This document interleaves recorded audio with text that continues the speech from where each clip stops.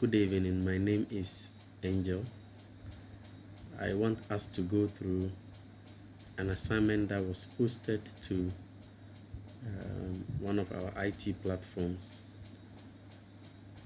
Since it's of interest to me, I want to try as much as possible to take us through it. It's for basic 6 computing. And the question is as follows. Study the diagram carefully and answer the questions below. So this is the diagram. This is from Microsoft Excel application. We have examination results 2020. We have subject name, names of student, subject, and then the subjects that were recorded here: mathematics, RME, computing, and English language. So the questions are here. How many cells are in the range of cells between C4 and C9? C4 and C9. So we'll look at that, how to count a number of cells in a range of cells given. Then we'll look at the B part, also range. We'll look at the question 2 says, write the spreadsheet function used in calculating the total in G5 and E10. And in this one, it says, write the spreadsheet formula used in calculating the total in D10 and G9. And then write down, question 4 says, write down the cell range in which examination result 2020 was typed, and write out the steps to launch MXL using the start button. So I'll take you through and add some few things in the process of this tutorial. Thank you very much. Let's go straight. I've tried to import the question here so that we can do it practical in the Excel application. So let's look at the first part of the question. Before then, this question came in 2017. A similar question came in 2017, BC 2017, compulsory question 1. That is the paper 2, section A. So those of you who have the past questions, if you don't have, you can contact me, Angel's Arterial past questions from 2011 to 2019. All your past questions in the BEC, it's solved with other notes attached to it. So a similar question was asked in 2017. So it was solved nicely in my past question book. So you can get it, and then it gives you an in-depth knowledge about how to perform some actions in the spreadsheet application, especially the Excel. Okay, so let's look at the template again.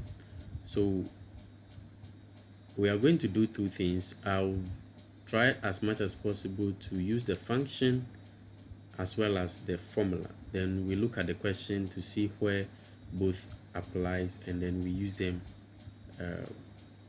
as the question demanded. Okay, so if we want to find the sum of this cell or the sum of data in this range of cells, in this particular cell, the cell name is C10.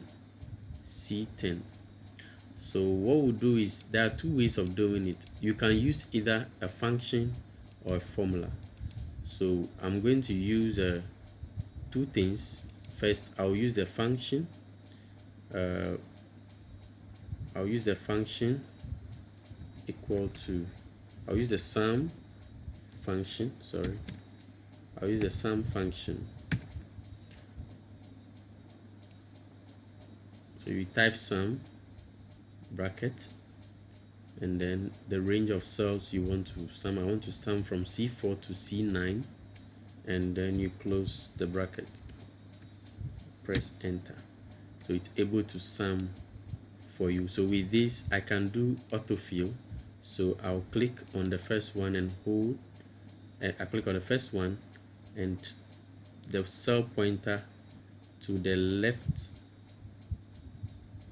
to the right bottom corner of the cell. When it changes to plus, I'll drag to perform my autofill. So the formula is here. I said the formula, the function, this is a function. So let's look at the function. Is just predetermined formulas that are quoted already in the spreadsheet application or the Excel, Microsoft Excel. So I'm going to write the formula beneath it. So I want to write the formula for this addition, how to sum this cell. So I'll say I want to sum this. So the sum of this, I'll press plus.